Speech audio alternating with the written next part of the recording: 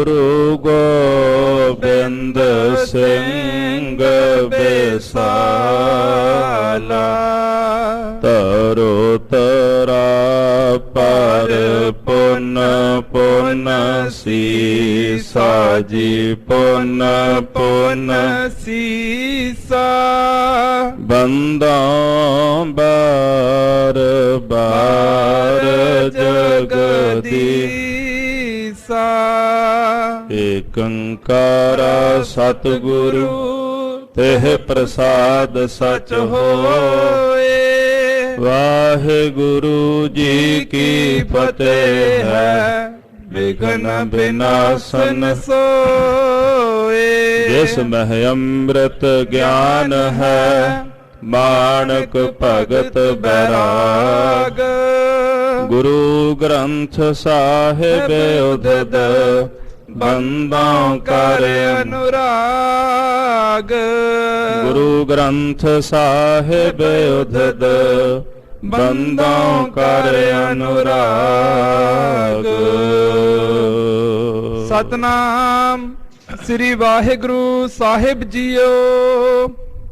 ਅਬ ਆਗਮਨ ਕਾਜ ਸੁਨ ਲੀਜਹਿ, ਔਰ ਵਿਚਾਰ ਪੁਨ ਪੂਰਨ ਕੀਜਹਿ। वेद कह नारायण श्वास, कमलासन शुभ कीन प्रकाश। वाहिगुरु जी का खालसा, वाहिगुरु जी की फतेह। जुग हो जुग अटल, चवर छतर तख्त के मालिक हाजरा हजूर। जाहरा जहूर सर्व कला भरपूर सतगुरु। धन धन श्री गुरु ग्रंथ साहिब सच्चे पातशाह महाराज जी की पावन हजूरी अंदर शरदा भाव प्रेम सहित जुड़ बैठे गुरु स्वरूप गुरु खालसा साध संगत जी।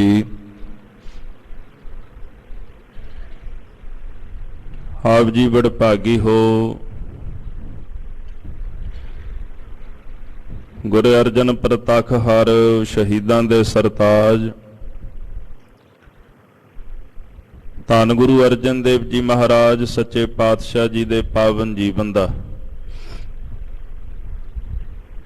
नेता प्रत हाजरियां भर के इतिहास सरवण कर रहे हो। कल दे दीवान विच आप जी ने कथा सरवण कीती सी। श्री जपजी साहब जी की अमृत बाणी दी भाई गुरदास जी के पासों लिखवाई महाराज ने करवाई। गुरु ग्रंथ साहब जी का पहला राग श्री राग दर्ज कराया। कुछ शब्द जदों महाराज ने लिखे भाई गुरदास जी नूं कहण लगे, भाई गुरदास जी बाणी नूं समझिया जाणिया भी है, पछाणिया भी है। भाई गुरदास जी कहते महाराज तुहाडी किरपा नाल जाणिया ते पछाणिया। जिवें बहुते पुरुषां विच किसी नारी दा पति बैठा होवे तां उहदी आवाज़ दी पहचान कर लैंदी है। महाराज जी इसे तरह तुहाडी रहमत नाल मैं तुहाडे बचनां दी पछाण कीती है।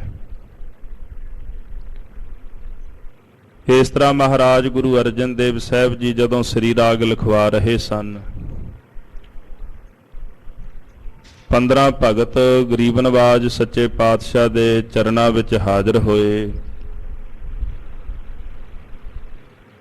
सतगुरां दी उस्तिति विच अष्टक उचारण कीता। पातशाह कहण लगे तुसी जिन्ने भी भगत हो अपना अपना नाम दसो ते अपने आउण दा कारण भी दसो। भगत कबीर जी ने हाथ जोड़ के बेनती की, 15 भगतां दे नाम दसे। फिर बेनती करदे महाराज जी हुण साडे आगमन दा कारण भी सुन लो। ਸੋ ਆਓ ਮਨ ਬਿਰਤੀਆਂ ਇਕਾਗਰ ਕਰੀਏ। ਸਤਿਗੁਰਾਂ ਦਾ ਪਾਵਨ ਪਵਿੱਤਰ ਇਤਿਹਾਸ ਸਰਵਣ ਕਰੀਏ ਜੀ। ਮਨ ਬਿਰਤੀਆਂ ਇਕਾਗਰ ਕਰਨ ਵਾਸਤੇ ਸਮੂਹ ਗੁਰਸਿੱਖ ਸੰਗਤਾਂ ਪ੍ਰੇਮ ਸਹਿਤ ਜਪਣਾ ਕਰੋ ਜੀ। ਸਤਨਾਮ ਸ਼੍ਰੀ ਵਾਹਿਗੁਰੂ ਸਾਹਿਬ ਜੀਓ। ਸਤਨਾਮ ਸ਼੍ਰੀ ਵਾਹਿਗੁਰੂ ਸਾਹਿਬ ਜੀ। ਅਬ ਆਗਮਨ ਕਾਜ ਸੁਨ ਲੀਜ ਹੈ। ਭਗਤ ਕਬੀਰ ਜੀ ਨੇ ਬੇਨਤੀ ਕੀਤੀ, ਮਹਾਰਾਜ ਹੁਣ ਸਾਡੇ ਆਗਮਨ ਦਾ ਆਉਣ ਦਾ ਕਾਰਨ ਸੁਣੋ ਔਰ ਵਿਚਾਰ ਪੁਨ ਪੂਰਨ ਕੀਜ ਹੈ। ਸਤਿਗੁਰੂ ਸਾਡੇ ਆਗਮਨ ਦਾ ਕਾਰਨ ਸੁਣ ਕੇ ਉਹਨੂੰ ਹਿਰਦੇ ਵਿੱਚ ਵਿਚਾਰੋ ਤੋ ਮਨ ਦੀ ਜਿਹੜੀ ਸਾਡੀ ਭਾਵਨਾ ਹੈ ਫਿਰ ਉਹਨੂੰ ਪੂਰਨ ਕਰ ਦਿਓ। ਵੇਦ ਕਹੈ ਨਾਰਾਇਣ ਸਵਾਸ। ਐਸਾ ਕਿਹਾ ਜਾਂਦਾ ਜਿਹੜੇ ਚਾਰ ਵੇਦ ਨੇ ਇਹਨੂੰ ਨਾਰਾਇਣ ਦੇ ਸਵਾਸ ਸਾਹ ਮੰਨੇ ਜਾਂਦੇ ਹਨ। ਕਮਲਾਸਨ ਸ਼ੁਭ ਕੀਨ ਪ੍ਰਕਾਸ਼। ਤੇ ਬ੍ਰਹਮਾ ਜੀ ਨੇ ਆਪਣੀ ਰਸਨਾ ਦੇ ਨਾਲ ਇਹਨਾਂ ਚਾਰ ਵੇਦਾਂ ਨੂੰ ਜਨਮ ਦਿੱਤਾ। ਚਾਰ ਵੇਦ ਉਹਨਾਂ ਉਚਾਰਨ ਕੀਤੇ। ਬਹੁਰ ਬਿਆਸ ਵਿਸਤਾਰ ਬਨਾਵਾ। ਉਸ ਤੋਂ ਬਾਅਦ ਵੇਦ ਵਿਆਸ ਜੀ ਨੇ ਇਹਨਾਂ ਚਾਰ ਵੇਦਾਂ ਦਾ ਅੱਗੋਂ ਵਿਸਥਾਰ ਕਰ ਦਿੱਤਾ ਹੈ। ਨਰਨ ਉਦਾਹਰਨ ਹੇਤ ਉਪਾਵਾ। ਉਹਨਾਂ ਨੇ ਆਪਣੇ ਵੱਲੋਂ ਤਾਂ ਮਨੁੱਖਾਂ ਦਾ ਉਧਾਰ ਕਰਨ ਵਾਸਤੇ ਪਰਉਪਕਾਰ ਕਰਦਿਆਂ ਵੇਦਾਂ ਦਾ ਵਿਸਥਾਰ ਕੀਤਾ। ਕਈ ਪ੍ਰਕਾਰ ਦੇ ਗ੍ਰੰਥਾਂ ਨੂੰ ਜਨਮ ਦਿੱਤਾ ਹੈ। ਤਿੰਨ ਮਹਿ ਬਾਮ ਦੇਵਤੇ ਆਦ। ਪਰ ਉਹਨਾਂ ਵੇਦਾਂ ਦੇ ਵਿੱਚ ਵਾਮਦੇਵ ਆਦਿਕ ਦੀਆਂ ਸਾਖੀਆਂ ਦੇ ਝਗੜੇ ਜਿਹੜੇ ਹਨ ਉਹ ਝਗੜੇ ਜਿਹੜੇ ਉਹਨਾਂ ਦੇ ਵਿੱਚ ਦਰਜ ਕਰ ਦਿੱਤੇ ਗਏ। ਭਾਵੇਂ ਵੇਦ ਇੱਕੋ ਹੀ ਧਰਮ ਦੇ ਨੇ, ਇੱਕੋ ਹੀ ਦੇਵ ਦੇ ਮੁਖ ਦੁਆਰਾ ਉਚਾਰਨ ਕੀਤੇ ਨੇ, ਪਰ ਜੇ ਸਿਧਾਂਤਕ ਪੱਖ ਵੇਖੀਏ ਤੇ ਸਿਧਾਂਤਕ ਪੱਖ ਕਰਕੇ ਉਹ ਸਾਰੇ ਅਲੱਗ-ਅਲੱਗ ਨੇ, ਵੱਖਰੇ ਵੱਖਰੇ ਨੇ। ਕਿਸੇ ਦਾ ਸਿਧਾਂਤ ਕਿਸੇ ਨਾਲ ਮੇਲ ਨਹੀਂ ਖਾਂਦਾ। ਇਸੇ ਤਰ੍ਹਾਂ 6 ਸ਼ਾਸਤਰ ਨੇ, 6 ਸ਼ਾਸਤਰਾਂ ਦਾ ਸਿਧਾਂਤ ਆਪਸ ਵਿੱਚ ਮੇਲ ਨਹੀਂ ਖਾਂਦਾ, ਉਹ ਵੀ ਅਲੱਗ-ਅਲੱਗ ਹੈ। ਤਾਂ ਭਗਤ ਕਹਿੰਦੇ ਮਹਾਰਾਜ ਜੀ ਭਾਵੇਂ ਵੇਦਾਂ ਨੂੰ ਨਾਰਾਇਣ ਦੇ ਸਵਾਸ ਆਖਿਆ ਗਿਆ ਪਰ ਸਿਧਾਂਤਕ ਪੱਖ ਦੇ ਉੱਪਰ ਜੇ ਵੇਖੀਏ ਤੇ ਉਹਨਾਂ ਵਿੱਚ ਆਪਸੀ ਝਗੜੇ ਨੇ। ਆਪਸ ਦੇ ਵਿੱਚ ਇਹ ਧਰਮ ਗ੍ਰੰਥ ਜਿਹੜੇ ਮੇਲ ਨਹੀਂ ਖਾਂਦੇ। ਸਾਖੀ ਲਿਖੀ ਮਨੀਨ ਵਿਵਾਦ। ਜਿਹੜੇ ਮੁਨੀ ਆਦਿਕ ਹਨ ਵਾਮਦੇਵ ਆਦਿਕ ਦੀਆਂ ਸਾਖੀਆਂ ਤੇ ਝਗੜੇ ਉਹਦੇ ਵਿੱਚ ਲਿਖੇ ਗਏ ਹਨ। ਤਿੰਨ ਬੇਦਨ ਕੋ ਦੂਸਰ ਰੂਪ। ਸਤਿਗੁਰੂ ਮਹਾਰਾਜ ਜੀ ਫਿਰ ਮਨੁੱਖਤਾ ਦਾ ਭਲਾ ਕਰਨ ਵਾਸਤੇ ਗਿਆਨ ਦਾ ਜਿਹੜਾ ਦੂਸਰਾ ਰੂਪ ਹੈ ਰਚਨ ਲਗੇ ਮਤ ਗ੍ਰੰਥ ਅਨੂਪ। ਆਪ ਜੀ ਧੰਨ ਗੁਰੂ ਗ੍ਰੰਥ ਸਾਹਿਬ ਸੱਚੇ ਪਾਤਸ਼ਾਹ ਜੀ ਦੀ ਰਚਨਾ ਕਰਨ ਲੱਗੇ ਹੋ। ਲਿਖੋ ਇਹਾਂ ਸਾਖੀ ਭਗਤਨ ਕੀ। ਸਾਡੀ ਬੇਨਤੀ ਹੈ ਕਿਰਪਾ ਕਰਕੇ ਇਸ ਪਾਵਨ ਪਵਿੱਤਰ ਗ੍ਰੰਥ ਦੇ ਅੰਦਰ ਆਪ ਜੀ ਭਗਤਾਂ ਦੀ ਸਾਖੀ ਲਿਖੋ। ਸਾਖੀ ਨਾਮ ਗਵਾਹੀ ਦਾ, ਸਾਖੀ ਨਾਮ ਸਿੱਖਿਆ ਦਾ ਹੈ। ਕਿਰਪਾ ਕਰਕੇ ਸਾਡੀ ਵੀ ਜਿਹੜੀ ਗਵਾਹੀ ਹੈ ਮਹਾਰਾਜ ਜੀ ਇਸ ਪਾਵਨ ਪਵਿੱਤਰ ਗ੍ਰੰਥ ਦੇ ਅੰਦਰ ਸੁਸ਼ੋਭਿਤ ਕਰੋ। ਭਈ ਵਾਰਤਾ ਜਿਮ ਪ੍ਰਭ ਜਨ ਕੀ। ਜਿਵੇਂ ਭਗਤ ਜਨਾਂ ਦੀ ਵਾਰਤਾ ਹੋਈ, ਜਿਵੇਂ ਉਹਨਾਂ ਬੰਦਗੀ ਕੀਤੀ, ਨਾਮ ਜਪਿਆ, ਘਾਲਣਾ ਘਾਲੀ ਹੈ, ਉਹਨਾਂ ਨੇ ਆਪਣੀ ਰਸਨਾ ਤੋਂ ਜਿਹੜੇ ਅੰਮ੍ਰਿਤ ਬੋਲ ਉਚਾਰਨ ਕੀਤੇ ਨੇ ਮਹਾਰਾਜ ਦਇਆ ਕਰਕੇ ਆਪ ਜੀ ਉਹਨਾਂ ਨੂੰ ਇੱਥੇ ਦਰਜ ਕਰ ਲਵੋ। ਕਲਯੁਗ ਘੋਰ ਮੰਦ ਮਤ ਜਾਣੇ। ਇਹ ਕਲਯੁਗ ਦਾ ਘੋਰ ਭਿਅੰਕਰ ਸਮਾਂ ਜਾਣਿਆ ਆਪ ਜੀ ਨੇ ਤੇ ਕਲਯੁਗ ਦੇ ਜਿਹੜੇ ਜੀਵ ਨੇ ਉਹ ਮਾੜੀ ਮਤ ਵਾਲੇ ਹਨ। ਤਿੰਨ ਹਿਤ ਚੋ ਸੁਖੇਨ ਮਹਾਨੇ। ਉਹਨਾਂ ਮਨੁੱਖਾਂ ਦਾ ਭਲਾ ਕਰਨ ਵਾਸਤੇ ਆਪ ਜੀ ਨੇ ਇੱਕ ਸੁਖੇਨ ਜਿਹੜਾ ਮਾਰਗ ਉਹਨੂੰ ਪ੍ਰਗਟ ਕੀਤਾ। ਮਾਰਿਆ ਸਿੱਕਾ ਜਗਤ ਵਿੱਚ ਨਾਨਕ ਨਿਰਮਲ ਪੰਥ ਚਲਾਇਆ। ਮਨੁੱਖਤਾ ਦੇ ਉਧਾਰ ਵਾਸਤੇ ਨਾਮ ਜਪਣ ਦਾ ਸੁਖੇਨ ਜਿਹੜਾ ਮਾਰਗ ਪਾਤਸ਼ਾਹ ਉਹ ਆਪ ਜੀ ਨੇ ਆਰੰਭ ਕੀਤਾ ਹੈ ਤਾਂ ਕਿ ਜੀਵ ਨਾਮ ਜਪ ਕੇ ਭਵ ਸਾਗਰ ਤੋਂ ਸੁਖੈਨ ਹੀ ਤਰ ਸਕਣ। ਇਸ ਮਹਿ ਸ਼ਬਦ ਲਿਖਾਏ ਹਮਾਰੇ। ਤੇ ਗੁਰੂ ਗ੍ਰੰਥ ਸਾਹਿਬ ਸੱਚੇ ਪਾਤਸ਼ਾਹ ਮਹਾਰਾਜ ਮਨੁੱਖਤਾ ਦੇ ਤਾਰਨ ਵਾਸਤੇ ਇੱਕ ਸੁਖੈਨ ਜਿਹਾ ਮਾਰਗ ਰਸਤਾ ਹੈ। ਇਹਦੀ ਬਾਣੀ ਪੜ੍ਹ ਕੇ ਤਰ ਜਾਈਦਾ। ਜਿਵੇਂ ਪੰਜਵੇਂ ਪਾਤਸ਼ਾਹ ਜੀ ਦੀ ਪਾਵਨ ਪਵਿੱਤਰ ਰਸਨਾ ਤੋਂ ਉਚਾਰਨ ਕੀਤਾ ਹੋਇਆ ਹੀ ਬਚਨ ਹੈ, ਖਿਨ ਰਮ ਗੁਰ ਗਮ ਹਰ ਦਮ ਨਹਿ ਜਮ। ਜਿਹੜਾ ਖਿਨ ਮਾਤਰ ਵੀ ਬਾਣੀ ਨੂੰ ਪੜ੍ਹ ਲੈਂਦਾ ਹੈ, ਗੁਰ ਗਮ ਗਮ ਨਾਮ ਗਮਤਾ ਦਾ ਪਹੁੰਚਦਾ ਉਹਨਾਂ ਦੀ ਗੁਰੂ ਤਾਈਂ ਪਹੁੰਚ ਹੋ ਜਾਂਦੀ ਹੈ। ਹਰ ਦਮ ਜਿਹੜਾ ਹਰ ਇੱਕ ਸਵਾਸ ਗੁਰੂ ਕੀ ਬਾਣੀ ਨੂੰ ਪੜ੍ਹਦਾ ਹੈ, ਨਹਿ ਜਮ ਉਹਨਾਂ ਦੇ ਨੇੜੇ ਜਮ ਨਹੀਂ ਆਉਂਦੇ। ਐਸਾ ਪ੍ਰਤਾਪ ਹੈ ਬਾਣੀ ਦਾ। ਤਾਂ ਸਾਧ ਸੰਗਤ ਜੀ, ਬਾਣੀ ਪੜ੍ਹਦਿਆਂ ਹੀ ਸਿੱਖ ਦੀ ਕਲਿਆਣਤਾ ਹੋ ਜਾਂਦੀ। ਦੁੱਖ ਰੋਗ ਸੰਤਾਪ ਉਤਰੇ ਸੁਣੀ ਸੱਚੀ ਬਾਣੀ। ਨਾ ਦੁੱਖ ਰਹਿੰਦਾ, ਨਾ ਮਨ ਦਾ ਸੰਤਾਪ ਰਹਿੰਦਾ, ਨਾ ਜਨਮ ਮਰਨ ਦਾ ਕੋਈ ਭੈ ਡਰ ਰਹਿੰਦਾ ਹੈ।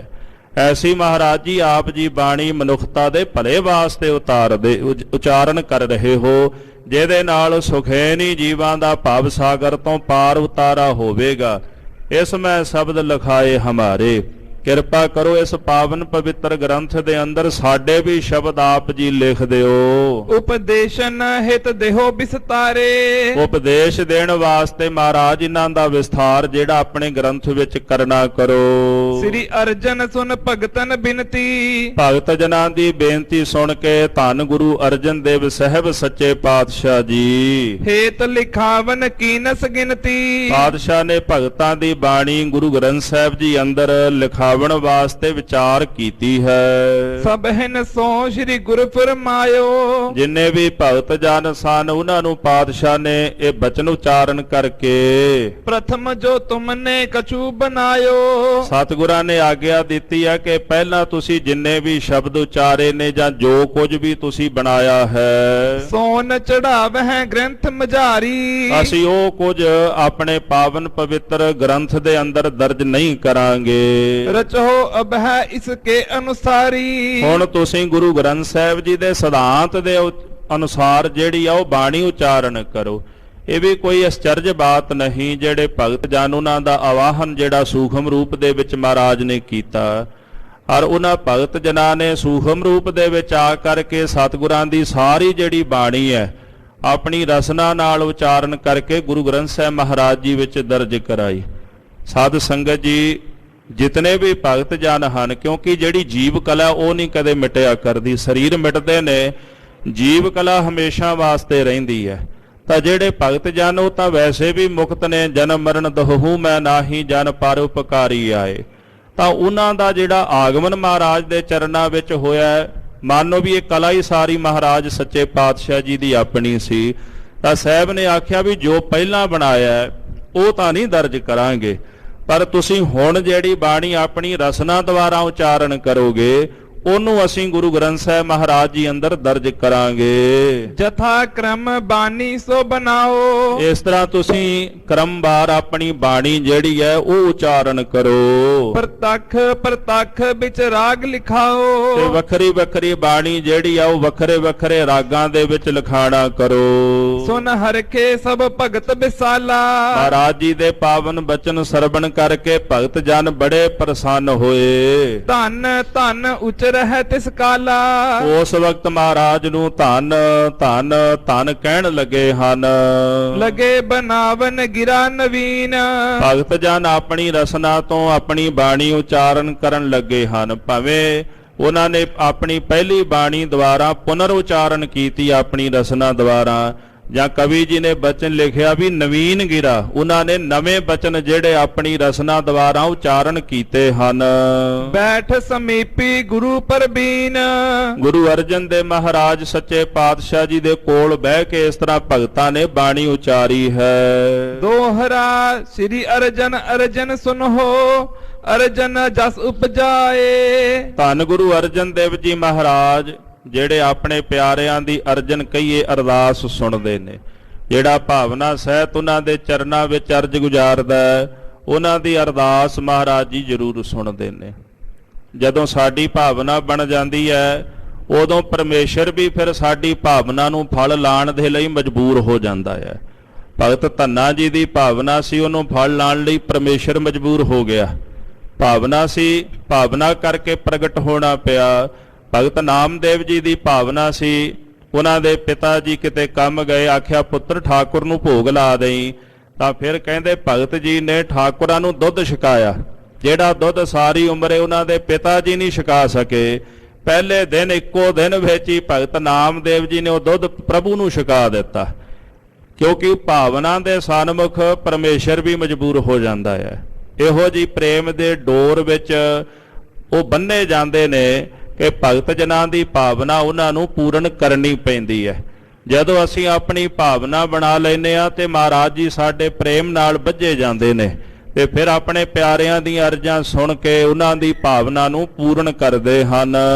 ਸਮੈ ਦੁਪਹਿਰੀ ਲਗ ਗੁਰੂ ਬੈਠ ਗ੍ਰੰਥ ਲਿਖਵਾਏ। ਦੁਪਹਿਰ ਦੇ ਸਮੇਂ ਤਾਈਂ ਯਾਨੀ ਕਿ ਕਰੀਬਨ 2 ਪਹਿਰ ਬੈਠ ਕੇ ਗੁਰੂ ਗ੍ਰੰਥ ਸਾਹਿਬ ਜੀ ਦੀ ਅੰਮ੍ਰਿਤ ਬਾਣੀ ਸਤਿਗੁਰ ਜੀ ਲਿਖਵਾਉਂਦੇ ਹਨ।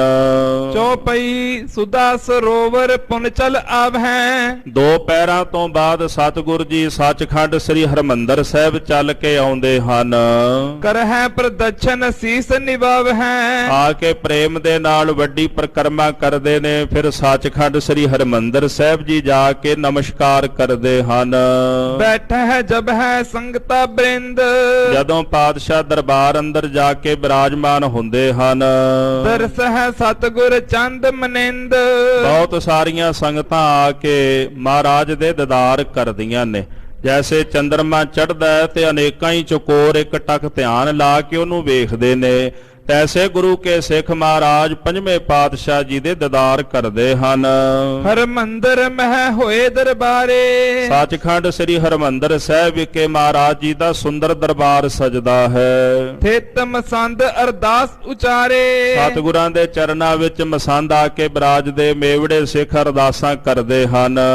ਆਏ ਉਪਾਇਨ ਪਾਇਨ ਅਰਪਹਿ। ਗੁਰਸਿੱਖ ਭਟਾਵਾਂ ਲਿਆ ਕੇ ਮਹਾਰਾਜ ਜੀ ਦੇ ਚਰਨਾਂ ਕਬਲਾਂ ਵਿੱਚ ਅਰਪਿਤ ਕਰਦੇ ਹਨ।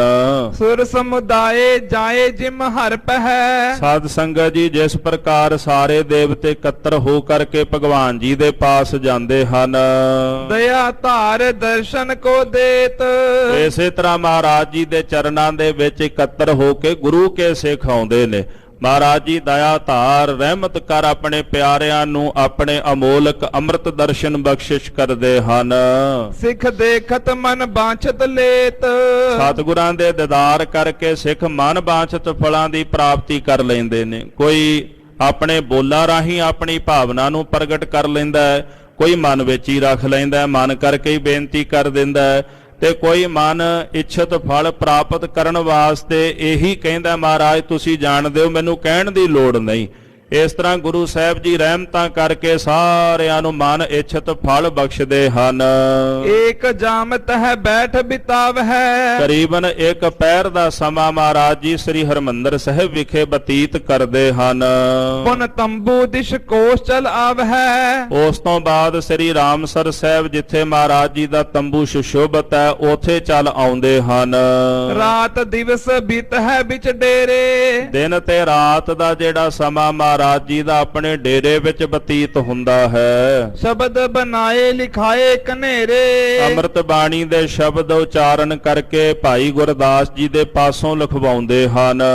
ਭਗਤ ਵਿਰਾਗ ਗਿਆਨ ਗੁਣ ਸਾਨੀ। ਸਤਿਗੁਰਾਂ ਦੀ ਅੰਮ੍ਰਿਤ ਬਾਣੀ ਜੋ ਭਗਤੀ ਵਿਰਾਗ ਤੇ ਗੁਣਾਂ ਦੇ ਸਹਿਤ ਹੈ, ਗੁਣਾਂ ਨਾਲ ਭਰਪੂਰ ਹੈ। ਨਾਨਾ ਬਿਦਨ ਬਣਾਵਹਿ ਬਾਣੀ। ਇਸ ਤਰ੍ਹਾਂ ਨਾਨਾ ਵਿਧ ਦੇ ਕਈ ਪ੍ਰਕਾਰ ਦੇ ਮਹਾਰਾਜ ਜੀ ਸ਼ਬਦ ਜਿਹੜੇ ਨੇ ਉਚਾਰਨ ਕਰਦੇ ਨੇ। ਕੋਈ ਭਗਤੀ ਦੇ ਉਪਦੇਸ਼ ਲਈ, ਕੋਈ ਵਿਰਾਗਮਈ ਸ਼ਬਦ ਉਚਾਰਨ ਕਰਦੇ ਨੇ, ਕੋਈ ਸ਼ਬਦ ਪ੍ਰੇਮ ਰਸ ਨਾਲ ਭਿੱਜ ਕੇ ਉਚਾਰਨ ਕਰਦੇ ਹਨ। ਇਸ ਪ੍ਰਕਾਰ ਤਰ੍ਹਾਂ ਦੀ ਜਿਹੜੀ ਅੰਮ੍ਰਿਤ ਬਾਣੀ ਹੈ ਉਹ ਬਾਣੀ ਸਤਿਗੁਰੂ ਭਗਤ ਗਿਆਨ ਗੁਣਾਂ ਦੇ ਸਹਿਤ ਉਚਾਰਦੇ ਹਨ। ਇਸ ਪ੍ਰਕਾਰ ਨਿਤ ਪ੍ਰਤ ਵਿਵਹਾਰੇ। ਇਸ ਪ੍ਰਕਾਰ ਮਹਾਰਾਜ ਜੀ ਦਾ ਇਹ ਨਿਤ ਪ੍ਰਤ ਹਰ ਰੋਜ਼ ਦਾ ਵਿਵਹਾਰ ਹੈ। ਕਿਤਕ ਦਿਵਸ ਸਤਿਗੁਰੂ ਗੁਜਾਰੇ। ਇਸ ਤਰ੍ਹਾਂ ਕੁਝ ਕੁ ਦਿਨਾਂ ਦਾ ਸਮਾਂ ਮਹਾਰਾਜ ਜੀ ਨੇ ਬਤੀਤ ਕੀਤਾ ਹੈ। ਲਿਖੇ ਸ਼ਬਦ ਭਗਤਨ ਕੇ ਜਬੈ। ਜਦੋਂ ਸ੍ਰੀ ਰਾਗ ਦਾ ਭੋਗ ਪਿਆ, ਜੋ ਗੁਰੂ ਗ੍ਰੰਥ ਸਾਹਿਬ ਮਹਾਰਾਜ ਜੀ ਦੀ ਤਰਤੀਬ ਹੈ, ਪਹਿਲਾਂ ਮਹਾਰਾਜ ਜੀ ਦੀ ਬਾਣੀ ਹੈ, ਫਿਰ ਇਸੇ ਪ੍ਰਕਾਰ ਮਹਾਰਾਜ ਨੇ ਅਸ਼ਟਪਦੀਆਂ ਜਿਹੜੀਆਂ ਦਰਜ ਕੀਤੀਆਂ, ਛੰਤ ਵੀ ਦਰਜ ਕੀਤੇ ਨੇ, ਫਿਰ ਵਾਰਾਂ ਦਰਜ ਕੀਤੀਆਂ ਤੇ ਵਾਰਾਂ ਤੋਂ ਬਾਅਦ ਫਿਰ ਭਗਤ ਬਾਣੀ ਗੁਰੂ ਗ੍ਰੰਥ ਸਾਹਿਬ ਮਹਾਰਾਜ ਜੀ ਵਿੱਚ ਦਰਜ ਕੀਤੀ। ਤੇ ਜਦੋਂ ਸ੍ਰੀ ਰਾਗ ਦਾ ਭੋਗ ਪਿਆ ਨਾ, ਵਾਰ ਲਿਖਣ ਤੋਂ ਬਾਅਦ ਧੰਨ ਗੁਰੂ ਅਰਜਨ ਦੇਵ ਮਹਾਰਾਜ ਨੇ ਭਗਤਾਂ ਦੀ ਬਾਣੀ ਜਦੋਂ ਦਰਜ ਕੀਤੀ ਹੈ, ਕਹਿ ਗੁਰਦਾਸ ਬਿਸਮ ਔਰ ਤਬੈ। ਤੇ ਭਾਈ ਗੁਰਦਾਸ ਜੀ ਬੜੇ ਹੈਰਾਨ ਹੋ ਗਏ। ਤੇ ਮਹਾਰਾਜ ਦੇ ਚਰਨਾਂ ਵਿੱਚ ਅਰਦਾਸ ਕਰਦੇ ਹਨ। ਪੰਚੋ ਪਾਤਸ਼ਾਹ ਕੀ ਗਿਰਾ ਸਤਿਗੁਰੂ ਜਿਹੜੀ ਪਾਵਨ ਪੰਜ ਪਾਤਸ਼ਾਹੀਆਂ ਦੀ ਅੰਮ੍ਰਿਤ ਬਾਣੀ ਹੈ, ਅੰਤ ਨਾਮ ਸ੍ਰੀ ਨਾਨਕ ਧਰਾ ਹਰ ਇੱਕ ਸ਼ਬਦ ਦੇ ਅੰਤ ਦੇ ਵਿੱਚ ਆਪ ਜੀ ਨੇ ਨਾਨਕ ਸ਼ਬਦ ਦੀ ਛਾਪ ਲਾਈ, ਮੋਹਰ ਲਾਈ ਹੈ। ਅਬ ਹੈ ਆਪ ਭਗਤਨ ਕੇ ਨਾਮੂ ਤੇ ਜਿਹੜੀ ਹੁਣ ਬਾਣੀ ਦਰਜ ਕੀਤੀ ਜਾ ਰਹੀ ਹੈ, ਇਸ ਬਾਣੀ ਦੇ ਅਖੀਰ ਵਿੱਚ ਭਗਤਾਂ ਦਾ ਨਾਮ ਦਰਜ ਕੀਤਾ ਜਾ ਰਿਹਾ ਹੈ। ਅੰਤ ਸ਼ਬਦ ਕੇ ਤਰਹੁ ਪਿਰਾਮੂ ਸਤਿਗੁਰ ਜੀ ਬੜੇ ਸੁੰਦਰ ਇਹ ਸ਼ਬਦ ਨੇ। ਇਹਨਾਂ ਦੀ ਅਖੀਰਲੀ ਪੰਕਤੀ ਦੇ ਵਿੱਚ ਭਗਤਾਂ ਦਾ ਨਾਮ ਦਰਜ ਹੈ। ਜਿਵੇਂ ਭਗਤ ਤਰਲੋਚਨ ਜੀ ਦਾ ਸ਼ਬਦ ਆਉਂਦਾ ਹੈ ਸ੍ਰੀ ਰਾਗ ਅੰਦਰ, ਭਗਤ ਕਬੀਰ ਜੀ ਦਾ ਸ਼ਬਦ ਆਉਂਦਾ ਹੈ। ਮਹਾਰਾਜ ਜੀ ਇਹ ਭਗਤਾਂ ਦਾ ਜਿਹੜਾ ਨਾਮ ਦਰਜ ਕੀਤਾ ਜਾ ਰਿਹਾ, ਵੀ ਇਹਦਾ ਕੀ ਕਾਰਨ ਹੈ? ਦਿਖਤ ਇਹਾਂ ਭਗਤ ਨਹਿ ਕੋਈ ਇੱਥੇ ਤਾਂ ਕੋਈ ਭਗਤ ਦਿਖਾਈ ਨਹੀਂ ਦਿੰਦਾ। ਸ੍ਰੀ ਗੁਰੂ ਜੀ ਸੰਸੈ ਦੇਹੁ ਖੋਈ ਸਤਿਗੁਰੂ ਮਨ ਅੰਦਰ ਸੰਸਾ ਜਿਹਾ ਪੈਦਾ ਹੋਇਆ ਹੈ। ਆਪ ਰਹਿਮਤ ਕਰਕੇ ਮਨ ਦਾ ਸ਼ੰਕਾ ਨਿਵਰਤ ਕਰ ਦਿਓ। ਸ੍ਰੀ ਅਰਜਨ ਤਬ ਬਾਗ ਬਖਾਨੇ ਇਹ ਬਚਨ ਸੁਣ ਕੇ ਗੁਰੂ ਅਰਜਨ ਦੇਵ ਜੀ ਮਹਾਰਾਜ ਸੱਚੇ ਪਾਤਸ਼ਾਹ ਰਹਿਮਤ ਕਰਦੇ ਹਨ।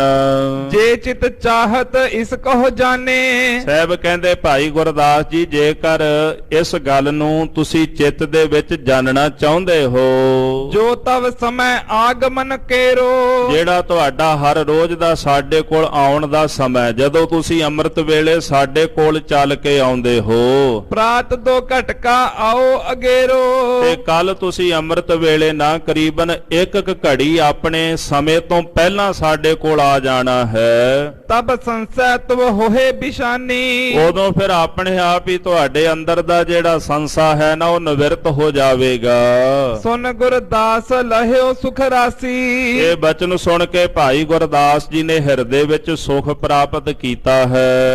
ਵਹਿਰ ਕਨਾਤ ਕਿਤਕ ਥਲ ਤਿਆਗਾ ਜਿਸ ਜਗ੍ਹਾ ਤੇ ਮਹਾਰਾਜ ਜੀ ਦਾ ਆਸਣ ਸੁਸ਼ੋਭਿਤ ਹੈ, ਕਨਾਤ ਲੱਗੀ ਹੈ, ਉਥੋਂ ਕੁਝ ਕੁ ਜਗ੍ਹਾ ਛੱਡ ਕੇ ਤਹ ਭਾਈ ਕੋ ਤੰਬੂ ਲਾਗਾ ਉਥੇ ਭਾਈ ਸਾਹਿਬ ਭਾਈ ਗੁਰਦਾਸ ਜੀ ਦਾ ਤੰਬੂ ਲੱਗਿਆ ਹੋਇਆ ਹੈ। ਲਿਖਨ ਸਮੈ ਹਜੂਰ ਚਲ ਆਵੈ ਜਦੋਂ ਬਾਣੀ ਲਿਖਣ ਦਾ ਸਮਾਂ ਹੁੰਦਾ ਹੈ, ਭਾਈ ਗੁਰਦਾਸ ਜੀ ਉਦੋਂ ਪਾਤਸ਼ਾਹ ਦੇ ਚਰਨਾਂ ਵਿੱਚ ਚੱਲ ਕੇ ਆਉਂਦੇ ਹਨ।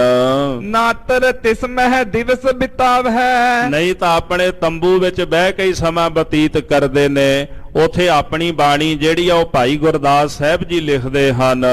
ਸੁਨ ਸਤਿਗੁਰ ਕੇ ਬਾਕ ਅਛੇਰੇ ਸਤਿਗੁਰੂ ਮਹਾਰਾਜ ਜੀ ਦੇ ਪਾਵਨ ਪਵਿੱਤਰ ਅਜਿਹੇ ਬਚਨ ਸਰਵਣ ਕਰਕੇ ਤਬ ਭਾਈ ਗਮਨਿਓ ਨਿਜ ਡੇਰੇ ਭਾਈ ਸਾਹਿਬ ਭਾਈ ਗੁਰਦਾਸ ਸਾਹਿਬ ਜੀ ਆਪਣੇ ਡੇਰੇ ਚਲੇ ਗਏ। ਸੁਪਤ ਜਥਾ ਸੁਖ ਨਿਸਾ ਬਿਤਾਈ ਸੁਖ ਕੇ ਸੌਂ ਕਰਕੇ ਸੁਖ ਦੇ ਸਹਿਤ ਤਿਨਾਂ ਨੇ ਆਪਣੀ ਰਾਤ ਬਤੀਤ ਕੀਤੀ ਹੈ। ਰਹੀ ਜਾਮ ਕੀ ਸੋਚ ਬਣਾਈ ਜਦੋਂ ਅੰਮ੍ਰਿਤ ਵੇਲੇ ਦਾ ਸਮਾਂ ਹੋਇਆ, ਇੱਕ ਪੈਰ ਰਹਿ ਗਿਆ ਤੇ ਭਾਈ ਸਾਹਿਬ ਭਾਈ ਗੁਰਦਾਸ ਸਾਹਿਬ ਜੀ ਉੱਠੇ ਨੇ, ਇਸ਼ਨਾਨ ਪਾਣੀ ਕੀਤਾ, ਸਰੀਰਕ ਕਰਿਆ ਸੋਧੀ ਹੈ। ਗੁਰ ਟਿਗ ਪਹੁੰਚਣ ਸਮੈ ਲਖਾਇਓ ਜਿਹੜਾ ਸਮਾਂ ਸਤਿਗੁਰ ਜੀ ਦੇ ਕੋਲ ਪਹੁੰਚਣ ਦਾ ਸਮਾਂ ਹੈ, ਦਵੈ ਘਟਕਾ ਆਗੇ ਚਲ ਆਇਓ ਉਸ ਸਮੇਂ ਨੂੰ ਜਾਣ ਕੇ 2 ਘੜੀਆਂ ਪਹਿਲਾਂ ਭਾਈ ਗੁਰਦਾਸ ਜੀ ਮਹਾਰਾਜ ਦੇ ਕੋਲ ਆ ਗਏ ਹਨ।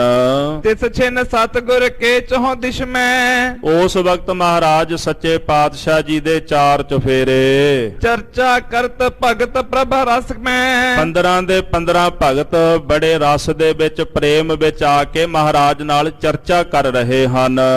ਸਹਿਮ ਰਹਿਓ ਠਾਡੋ ਤਿਸ ਥਾਈ ਜਦੋਂ ਭਾਈ ਗੁਰਦਾਸ ਜੀ ਨੇ ਕੌਤਕ ਵੇਖਿਆ ਨਾ, ਅਜੇ ਅੰਦਰ ਨਹੀਂ ਸਨ ਗਏ, ਤੰਬੂ ਦੇ ਬਾਹਰ ਹੀ ਸਨ, ਦੂਰੋਂ ਹੀ ਵੇਖ ਲਿਆ, ਨਿਗਾਹ ਪੈ ਗਈ। ਜਦੋਂ ਮਹਾਰਾਜ ਜੀ ਦੇ ਕੋਲ ਭਗਤ ਜਨ ਬੈਠੇ ਚਰਚਾ ਕਰ ਰਹੇ ਨੇ, ਤੇ ਇਹ ਵੇਖ ਕੇ ਭਾਈ ਗੁਰਦਾਸ ਜੀ ਸਹਿਮ ਗਏ ਹਨ।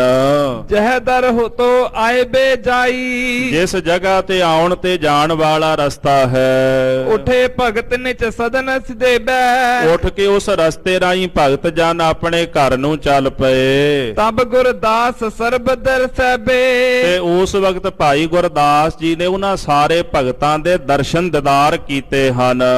ਭਗਤ ਕਬੀਰ ਆਦ ਜੇ ਸਗਰੇ ਭਗਤ ਕਬੀਰ ਜੀ, ਭਗਤ ਰਵਿਦਾਸ ਜੀ, ਭਗਤ ਸੈਣ ਜੀ, ਭਗਤ ਰਾਮਾਨੰਦ ਜੀ, ਭਗਤ ਪਰਮਾਨੰਦ ਜੀ, ਭਗਤ ਤਰਲੋਚਨ ਜੀ, ਭਗਤ ਫਰੀਦ ਸਾਹਿਬ ਜੀ, ਇਸ ਤਰ੍ਹਾਂ ਸਾਰੇ ਹੀ ਜਿਹੜੇ ਭਗਤ ਸਨ ਉਹਨਾਂ ਦੇ ਦਰਸ਼ਨ ਭਾਈ ਗੁਰਦਾਸ ਸਾਹਿਬ ਜੀ ਨੇ ਕੀਤੇ ਹਨ।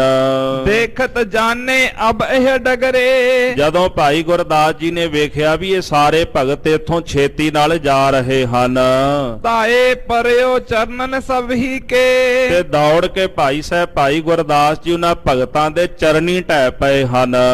ਜੋਰ ਹਾਥ ਬੰਧਨ ਕਰਨੀ ਕੇ। ਦੋਨੇ ਹੱਥ ਜੋੜ ਕੇ ਬੜੇ ਪ੍ਰੇਮ ਦੇ ਨਾਲ ਨਮਸਕਾਰ ਕੀਤੀ ਹੈ। ਤਬ ਸਭ ਭਗਤਨ ਇਸ ਕੋ ਬੰਦਿਓ। ਜਿੰਨੇ ਵੀ ਭਗਤ ਜਨ ਉਹਨਾਂ ਨੇ ਭਾਈ ਗੁਰਦਾਸ ਜੀ ਨੂੰ ਵੀ ਨਮਸਕਾਰ ਕੀਤੀ, ਮੱਥਾ ਟੇਕਿਆ ਹੈ। ਕੁਸ਼ਲ ਪ੍ਰਸ਼ਨ ਤੇ ਅਦਕ ਆਨੰਦਿਓ। ਕੁਸ਼ਲ ਪ੍ਰਸ਼ਨ ਕਰਕੇ ਸੁਖ ਸ਼ਾਂਤ ਚੜ੍ਹਦੀ ਕਲਾ ਇੱਕ ਦੂਜੇ ਨੂੰ ਪੁੱਛ ਕੇ ਆਨੰਦਿਤ ਹੋਏ ਹਨ। ਨਿਜ ਨਿਜ ਨਾਮ ਸੁਨਾਵਨ ਕਰਿਓ। ਜਿੰਨੇ ਵੀ ਭਗਤ ਜਨ ਸਨ ਸਾਰਿਆਂ ਨੇ ਆਪਣਾ ਆਪਣਾ ਨਾਮ ਭਾਈ ਗੁਰਦਾਸ ਜੀ ਨੂੰ ਸੁਣਾਇਆ ਹੈ। ਮਿਲੇ ਸਕਲ ਉਰ ਸੰਸੈ ਹਰਿਓ।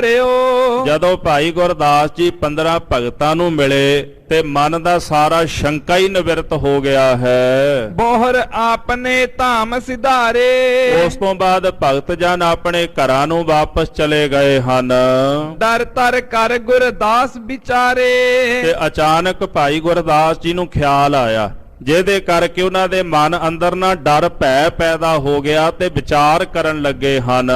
ਹਮ ਟਿਕ ਪਹੁੰਚੋ ਗੁਰ ਫਰਮਾਇਓ। ਕਹਿੰਦੇ ਸਤਿਗੁਰਾਂ ਨੇ ਤੇ ਹੁਕਮ ਕੀਤਾ ਸੀ ਵੀ 2 ਘੜੀਆਂ ਪਹਿਲਾਂ ਸਾਡੇ ਕੋਲ ਪਹੁੰਚ ਜਾਵੀਂ। ਮੈਂ ਨਹਿ ਗਇਓ ਨਾ ਦਰਸ਼ਨ ਪਾਇਓ। ਤੇ ਮੈਂ ਸਤਿਗੁਰਾਂ ਦੇ ਕੋਲ ਨਹੀਂ ਗਿਆ ਤੇ ਨਾ ਹੀ ਮਹਾਰਾਜ ਦੇ ਮੈਂ ਦੀਦਾਰ ਕੀਤੇ ਨੇ, ਵੀ ਇਹ ਤਾਂ ਬੜਾ ਵੱਡਾ ਗੁਨਾਹ ਹੈ। ਗੁਰੂ ਦੇ ਬਚਨਾਂ ਦੀ ਅਦੁੱਲੀ ਕਰਨੀ, ਇਸ ਤੋਂ ਵੱਡਾ ਅਪਰਾਧ ਗੁਨਾਹ ਕਿਹੜਾ ਹੋ ਸਕਦਾ ਹੈ। ਤਬ ਤੁਰਨ ਹੀ ਨਿਕਟ ਪਿਆਨਾ। ਫਿਰ ਦੇ ਵਿੱਚ ਭੈ ਧਾਰਨ ਕਰਕੇ ਤੁਰੰਤ ਭਾਈ ਗੁਰਦਾਸ ਜੀ ਮਹਾਰਾਜ ਵੱਲ ਚੱਲ ਪਏ। ਬੰਧਨ ਕੀਨ ਬੇਦ ਜੁਗ ਪਾਨਾ। ਜਾ ਕੇ ਦਇਆਨਿਧ ਸੁਆਮੀ ਧੰਨ ਗੁਰੂ ਅਰਜਨ ਦੇਵ ਸਾਹਿਬ ਜੀ ਦੇ ਪਾਵਨ ਪਵਿੱਤਰ ਚਰਨਾ ਕਬਲਾ ਤੇ ਨਮਸਕਾਰ ਕੀਤੀ ਹੈ। ਮਹਿਮਾ ਲਖੀ ਮਹਿਦ ਮਹੀਆਨਾ। ਸਤਿਗੁਰਾਂ ਦੀ ਮਹਿਮਾ ਨੂੰ ਵੱਡਿਆਂ ਤੋਂ ਵੱਡਾ, ਮਹਾਨ ਤੋਂ ਮਹਾਨ ਕਰਕੇ ਜਾਣਿਆ ਹੈ। ਜਦੋਂ ਸਿੱਖ ਦੇ ਅੰਦਰ ਕਲਾ ਵਰਤਦੀ ਹੈ ਨਾ ਸ਼ਬਦ ਦੀ, ਉਦੋਂ ਫਿਰ ਸਿੱਖ ਸਤਿਗੁਰਾਂ ਨੂੰ ਬ੍ਰਹਮ ਰੂਪ ਕਰਕੇ, ਪਰਮੇਸ਼ਰ ਰੂਪ ਕਰਕੇ ਜਾਣਦਾ। ਗੁਰ ਪਰਮੇਸ਼ਰ ਏਕੋ ਜਾਣ, ਇਹ ਅਵਸਥਾ ਜਿਹੜੀ ਗੁਰੂ ਕੇ ਸਿੱਖ ਦੀ ਬਣਦੀ ਹੈ। ਭਾਈ ਗੁਰਦਾਸ ਸਾਹਿਬ ਜੀ ਅੰਦਰ ਜੋ ਗੁਰੂ ਕੇ ਸ਼ਬਦ ਦੀ ਕਲਾ ਵਰਤ ਰਹੀ ਸੀ ਤੇ ਉਹਨੂੰ ਜਾਣ ਕੇ ਸਤਿਗੁਰਾਂ ਨੂੰ ਅਕਾਲ ਪੁਰਖ ਦਾ ਰੂਪ ਪਹਿਚਾਣ ਕੇ ਭਾਈ ਗੁਰਦਾਸ ਸਾਹਿਬ ਜੀ ਚਰਨੀ ਢਹਿ ਪਏ, ਅਰਦਾਸਾਂ ਕਰਨ ਲੱਗੇ, ਬੇਨਤੀਆਂ ਕਰਨ ਲੱਗੇ ਹਨ। ਖਰੋ ਹੋਏ ਗੁਰ ਸੁਜਸ ਬਖਾਨਾ। ਸਤਿਗੁਰਾਂ ਦੇ ਸਨਮੁਖ ਖਲੋ ਕੇ ਭਾਈ ਗੁਰਦਾਸ ਜੀ ਨੇ ਮਹਾਰਾਜ ਜੀ ਦਾ ਜਸ ਕੀਤਾ ਹੈ। ਨਿਰੰਕਾਰ ਕੇ ਤੁਮ ਆਕਾਰ। ਮਹਾਰਾਜ ਜੀ ਤੁਸੀਂ ਤਾਂ ਨਿਰੰਕਾਰ ਦਾ ਆਕਾਰ, ਜਿਹਦਾ ਕੋਈ ਵੀ ਆਕਾਰ ਨਹੀਂ, ਉਸੇ ਨੇ ਹੀ ਮਹਾਰਾਜ ਜੀ ਆਕਾਰ ਧਾਰਨ ਕੀਤਾ। ਆਪ ਨਰਾਇਣ ਕਲਾ ਧਾਰ ਜਗ ਮਹਿ ਪਰਵਰਿਓ। ਨਿਰੰਕਾਰ ਆਕਾਰ ਜਗ ਮੰਡਲ ਕਰਿਓ। ਜਿਸ ਨਿਰੰਕਾਰ ਦਾ ਕੋਈ ਆਕਾਰ ਨਹੀਂ, ਉਹਨੇ ਇਸ ਜਗ ਮੰਡਲ ਦੇ ਅੰਦਰ ਆਕਾਰ ਆਪ ਜੀ ਦੇ ਰੂਪ ਵਿੱਚ ਧਾਰਨ ਕੀਤਾ ਹੈ। ਸਰਗਨ ਰੂਪ ਬਿਸ਼ਨ ਤਨ ਧਾਰਾ। ਸਤਿਗੁਰ ਜੀ ਆਪ ਜੀ ਨੇ ਸਰਗਣ ਰੂਪ ਪਰਮੇਸ਼ਰ ਦਾ ਧਾਰਨ ਕੀਤਾ। ਬਿਸ਼ਨ ਦਾ ਭਾਵ ਬਿਸਨਾ, ਸੰਧੀ ਛੇਦ ਕਰਕੇ ਇਹਦੇ ਅਰਥ ਹੁੰਦੇ। ਇੱਕ ਦਾ ਅਰਥ ਹੁੰਦਾ ਵਿਸ਼ਨੂੰ, ਇੱਕ ਬਿਸਨਾ ਜਿਹਦਾ ਅਰਥ ਹੁੰਦਾ ਜਿਹਦੇ ਅੰਦਰ ਮਾਇਆ ਰੂਪੀ ਬਿਸ ਜ਼ਹਿਰ ਨਹੀਂ, ਉਹਨੂੰ ਵਿਸ਼ਨ ਕਹਿੰਦੇ ਨੇ। ਮਹਾਰਾਜ ਜੀ ਆਪ ਜੀ ਇਸ ਪ੍ਰਕਾਰ ਪਰਮੇਸ਼ਰ ਰੂਪ ਹੋ ਜਿਹਦੇ ਅੰਦਰ ਕਿਸੇ ਪ੍ਰਕਾਰ ਦੀ ਮਾਇਆ ਰੂਪੀ ਜ਼ਹਿਰ ਨਹੀਂ ਹੈ। ਸਤਜੁਗ ਮਹਿ ਬਾਵਨ ਬਪ ਪਾਵਨ। ਸਤਜੁਗ ਦੇ ਜੋ ਸਮੇਂ ਅੰਦਰ ਮਹਾਰਾਜ ਜੀ 52 ਅਵਤਾਰ ਦਾ ਰੂਪ ਵੀ ਆਪ ਜੀ ਨੇ ਧਾਰਨ ਕੀਤਾ ਹੈ। ਮਾਪੇ 3 ਲੋਕ ਤ੍ਰੈ ਪਾਵਨ। ਉਥੇ ਆਪ ਜੀ ਨੇ ਸਤਿਗੁਰੂ ਤਿੰਨਾਂ ਲੋਕਾਂ ਨੂੰ ਆਪ ਜੀ ਨੇ 2.5 ਕਦਮਾਂ ਕਰਕੇ ਹੀ ਮਾਪ ਲਿਆ ਹੈ। ਤ੍ਰੇਤੈ ਰਗਵਰ ਰੂਪ ਸੁਹਾਵਨ। ਫਿਰ ਜਦੋਂ ਤ੍ਰੇਤਾ ਯੁਗ ਆਇਆ ਤੇ ਤ੍ਰੇਤੇ ਯੁਗ ਦੇ ਵਿੱਚ ਰਗਵਰ ਦੇ ਰੂਪ ਵਿੱਚ ਆਪ ਜੀ ਸੋਭਨੀਕ ਹੋਏ ਹੋ। ਕਾਏ ਅਗਨ ਰਾਖਸ਼ ਯੁਤ ਰਾਵਨ। ਫਿਰ ਰਾਵਣ ਵਰਗੇ ਅਣਗਿਣਤ ਜਿਹੜੇ ਰਾਖਸ਼ ਉਹ ਆਪ ਜੀ ਨੇ ਮਾਰ ਮੁਕਾਏ ਹਨ। ਦੁਆਪਰ ਹੋਏ ਕ੍ਰਿਸ਼ਨ ਮੁਰਾਰੀ। ਫਿਰ ਦੁਆਪਰ ਦਾ ਸਮਾਂ ਆਇਆ ਦੁਆਪਰ ਦੇ ਵਿੱਚ ਫਿਰ ਕ੍ਰਿਸ਼ਨ ਰੂਪ ਵੀ ਆਪ ਹੋਏ ਹੋ। ਸ਼ਤਰਨ ਸੈਨ ਅਸੰਖ ਸੰਘਾਰੀ। ਇਸ ਤਰ੍ਹਾਂ ਵੈਰੀਆਂ ਦੀ ਅਸੰਖ ਜਿਹੜੀ ਫੌਜ ਉਹ ਮੈਦਾਨੇ ਜੰਗ ਵਿੱਚ ਆਪ ਜੀ ਨੇ ਮਾਰ ਮੁਕਾਈ ਹੈ। ਅਬ ਕਲਯੁਗ ਕੋ ਕਾਲ ਨਿਹਾਰਾ।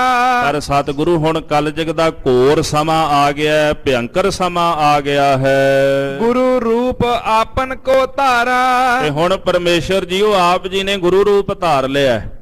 ਕਿਉਂਕਿ ਗੁਰੂ ਦੀ ਪਦਵੀ ਸਭ ਤੋਂ ਮਹਾਨ ਹੈ ਨਾ, ਸਭ ਤੋਂ ਉੱਚੀ ਹੈ। ਇੱਥੇ ਸਿੱਖ ਨੇ ਇਹ ਸ਼ੰਕਾ ਨਹੀਂ ਧਾਰਨ ਕਰਨਾ। ਕਈ ਵਾਰੀ ਇਹੋ ਜਿਹੇ ਪ੍ਰਕਰਨਾਂ ਕਰਕੇ ਨਾ ਅੰਦਰ ਇੱਕ ਸ਼ੰਕਾ ਜਿਹਾ ਪੈਦਾ ਕਈਆਂ ਦੇ ਹੋ ਜਾਂਦਾ। ਸਾਧ ਸੰਗਤ ਜੀ, ਭੱਟਾਂ ਦੇ ਸੋਈਆਂ ਵਿੱਚ ਵੀ ਇਹ ਬਚਨ ਆਉਂਦਾ ਹੈ, ਗੁਰੂ ਦੀ ਮਹਿਮਾ ਹਮੇਸ਼ਾ ਹੀ ਸਭ ਤੋਂ ਉੱਚੀ ਹੈ, ਗੁਰੂ ਦੀ ਪਦਵੀ ਸਭ ਤੋਂ ਉੱਚੀ ਹੈ, ਸਭ ਤੇ ਵੱਡ ਸਮਰੱਥ ਗੁਰਦੇਵ। ਗੁਰੂ ਜਿਹਾ ਜਗਤ ਵਿੱਚ ਕੋਈ ਨਹੀਂ।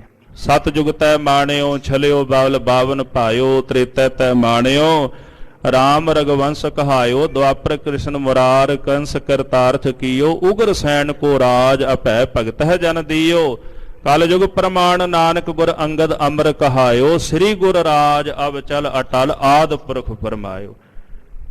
ਜਗਤ ਦੇ ਅੰਦਰ ਕੋਈ ਵੀ ਅਵਤਾਰੀ ਪੁਰਖ ਜਿਹੜਾ ਸੀ ਉਹ ਆਪਣੇ ਜਿਹਾ ਅਵਤਾਰੀ ਪੁਰਖ ਪੈਦਾ ਨਹੀਂ ਕਰ ਸਕਿਆ। ਜਿਤਨੇ ਵੀ ਅਵਤਾਰੀ ਪੁਰਖ ਹੋਏ, ਇੱਕ ਮਹਾਤਮਾ ਨੇ ਬਚਨ ਲਿਖਿਆ ਜੀ, ਕਹਿੰਦੇ ਸ੍ਰੀ ਰਾਮਚੰਦਰ ਜੀ ਆਪਣੇ ਜਿਹਾ ਰਾਮਚੰਦਰ ਨਹੀਂ ਬਣਾ ਕੇ ਗਏ। ਔਰ ਇਹ ਸੱਚ ਵੀ ਹੈ। ਸ੍ਰੀ ਕ੍ਰਿਸ਼ਨ ਜੀ ਨੇ ਆਪਣੇ ਜਿਹਾ ਕ੍ਰਿਸ਼ਨ ਨਹੀਂ ਬਣਾਇਆ, ਇਹ ਵੀ ਸੱਚ ਹੈ। ਬਾਵਨ ਜੀ ਨੇ ਬਾਵਨ ਨਹੀਂ ਬਣਾਇਆ, ਪਰ ਗੁਰੂ ਨਾਨਕ ਸਾਹਿਬ ਜੀ ਨੇ ਗੁਰੂ ਅੰਗਦ ਦੇਵ ਜੀ ਨੂੰ ਆਪਣੇ ਜਿਹਾ ਬਣਾਇਆ। ਕਿਉਂਕਿ ਗੁਰੂ ਦੀ ਮਹਿਮਾ ਸਭ ਤੋਂ ਵੱਡੀ ਹੈ, ਉਹ ਸਭ ਤੋਂ ਮਹਾਨ ਨੇ। ਦੂਸਰਾ ਪੱਖ ਇਹ ਹੈ ਕਿ ਜਿਹੜੀ ਅਕਾਲ ਪੁਰਖ ਦੀ ਜੋਤ ਹੈ, ਰੱਬੀ ਜੋਤ ਹੈ, ਉਹ ਸਾਰਿਆਂ ਵਿੱਚ ਹੀ ਵਿਆਪਕ ਹੈ। ਉਸੇ ਹੀ ਜੋਤ ਨੇ ਸਤਿਯੁਗ ਵਿੱਚ ਰੂਪ ਧਾਰੇ ਨੇ, ਉਸੇ ਹੀ ਜੋਤ ਨੇ ਤ੍ਰੇਤੇ ਵਿੱਚ ਰੂਪ ਧਾਰੇ ਨੇ, ਦੁਆਪਰ ਵਿੱਚ ਰੂਪ ਧਾਰੇ ਨੇ। ਇੱਥੋਂ ਆਪਾਂ ਮੁਨਕਰ ਨਹੀਂ ਹੋ ਸਕਦੇ। ਇਹ ਥੋੜਾ ਕਵਾਂਗੇ ਵੀ ਜਿਹੜੀ ਸਤਿਯੁਗ ਦੇ ਵਿੱਚ ਜੋਤ ਸੀ ਉਹ ਕੋਈ ਹੋਰ ਸੀ, ਤ੍ਰੇਤੇ ਵਿੱਚ ਕੋਈ ਹੋਰ ਸੀ। ਸਾਰਿਆਂ ਵਿੱਚ ਉਹ ਆਪ ਵਿਆਪਕ ਹੈ ਨਾ। ਜਿੰਨੇ ਵੀ ਰੂਪ ਨੇ ਸਾਰੇ ਹੀ ਰੂਪ ਉਸੇ ਦੇ ਨੇ। ਘਟ ਘਟ ਮੈਂ ਹਰ ਜੂ ਬਸੈ, ਸੰਤਨ ਕਹਿਓ ਪੁਕਾਰ, ਹਰੇਕ ਘਟ ਘਟ ਵਿੱਚ ਉਸੇ ਦਾ ਹੀ ਵਸ ਹੈ। ਤਾਂ ਇਸ ਕਰਕੇ ਜਿੰਨੇ ਵੀ ਰੂਪ ਧਾਰੇ ਨੇ ਉਹ ਅਕਾਲ ਪੁਰਖ ਨਹੀਂ ਧਾਰੇ ਨੇ, ਉਸੇ ਦੀ ਹੀ ਜੋਤ ਸਾਰਿਆਂ ਵਿੱਚ ਹੀ ਵਿਆਪਕ ਹੈ, ਉਹਦੀ ਜੋਤ ਹੀ ਜਗਤ ਵਿੱਚ ਆਈ ਹੈ। ਤਾਂ ਫਿਰ ਉੱਥੇ ਮਹਿਮਾ ਕਿਹਦੀ ਹੈ? ਗੁਰੂ ਕਲਗੀਧਰ ਜੀ ਜੈਸੇ ਕਹਿੰਦੇ ਨਾ, ਤੈਥੋਂ ਹੀ ਬਲ ਰਾਮ ਲੈ ਨਾਲ ਬਾਣਾ ਦਹਿ ਸਿਰ ਕਾਇਆ, ਤੈਥੋਂ ਹੀ ਬਲ ਕ੍ਰਿਸ਼ਨ ਲੈ ਕੰਸ ਕੇਸੀ ਪਕੜ ਗਰਾਇਆ। ਜੇਕਰ ਕਹਿੰਦੇ ਰਾਮਚੰਦਰ ਜੀ ਨੇ ਰਾਵਣ ਨੂੰ ਮਾਰਿਆ ਤੇ ਬਲ ਤੁਹਾਡੇ ਕੋਲੋਂ ਲੈ ਕੇ, ਤਾਕਤ ਤੁਹਾਡੀ ਸੀ, ਤੁਹਾਡੀ ਤਾਕਤ ਲੈ ਕੇ ਉਹਨਾਂ ਨੇ ਤੀਰਾਂ ਨਾਲ ਉਹਦਾ ਸੰਘਾਰ ਕੀਤਾ।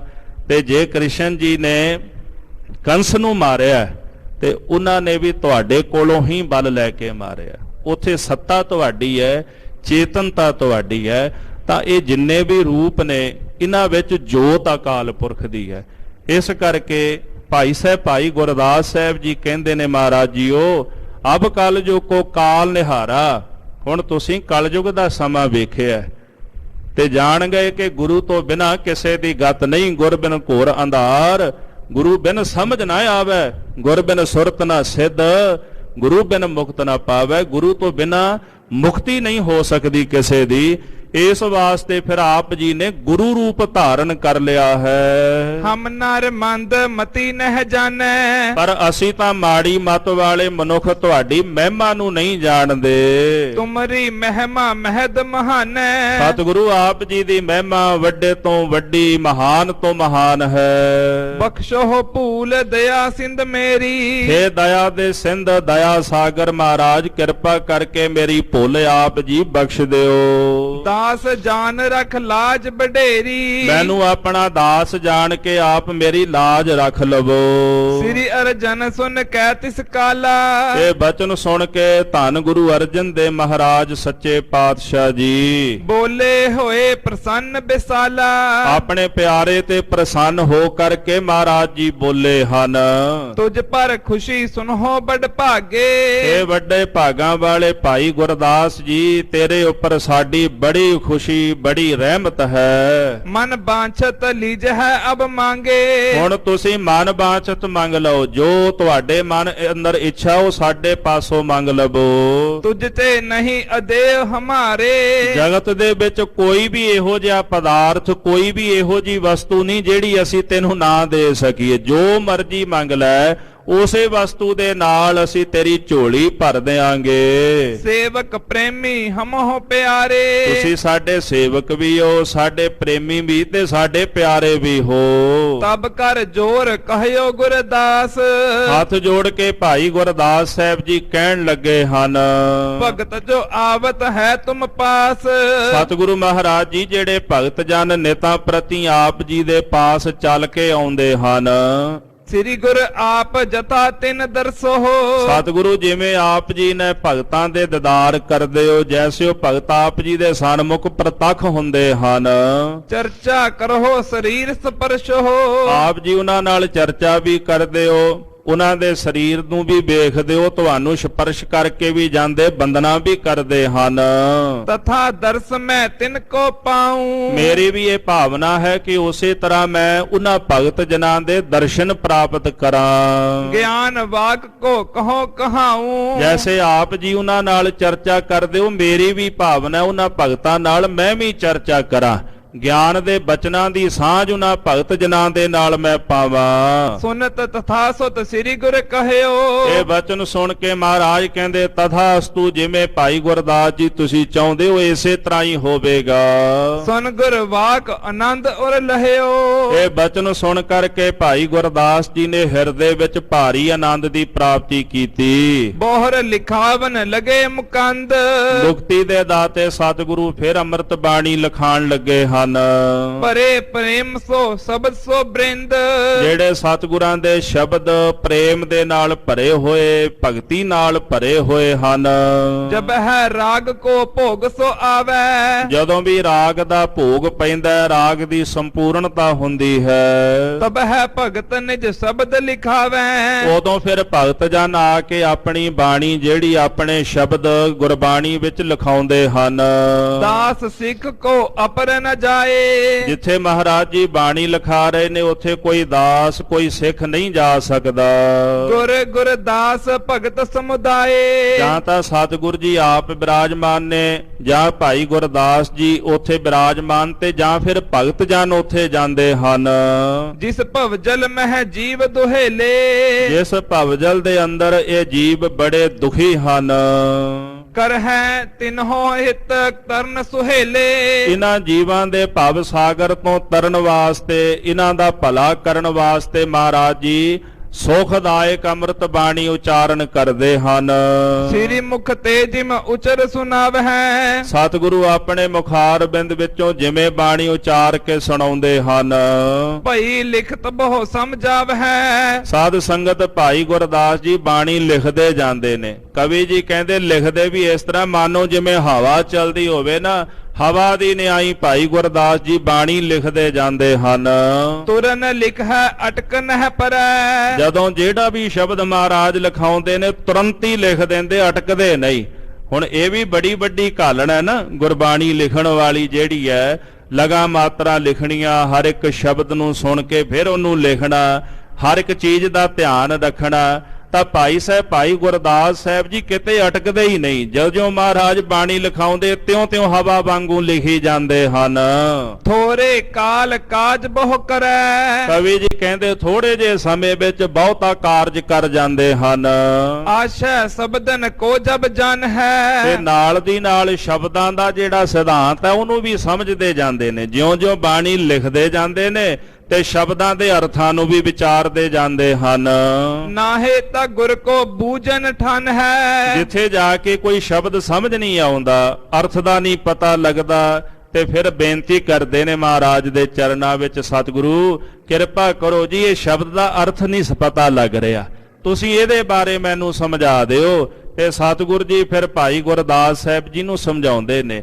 ਔਰ ਇਥੋਂ ਇੱਕ ਬਾਤ ਸਾਨੂੰ ਸਮਝਣੀ ਚਾਹੀਦੀ, ਜਦੋਂ ਨਾ ਕੋਈ ਗੱਲ ਸਮਝ ਆਵੇ ਨਾ, ਤੇ ਗੁਰੂ ਗ੍ਰੰਥ ਸਾਹਿਬ ਮਹਾਰਾਜ ਜੀ ਦੇ ਅੱਗੇ ਹੱਥ ਜੋੜ ਕੇ ਅਰਦਾਸ ਕਰੀਏ, ਮਹਾਰਾਜ ਤੁਸੀਂ ਕਿਰਪਾ ਕਰਕੇ ਸੋਝੀ ਪਾ ਦਿਓ। ਆਪੇ ਹੀ ਵਰਤ ਜਾਂਦੇ ਨੇ ਮਹਾਰਾਜ। ਕਿਸੇ ਨੂੰ ਪੁੱਛਣ ਦੀ ਲੋੜ ਨਹੀਂ ਪੈਂਦੀ।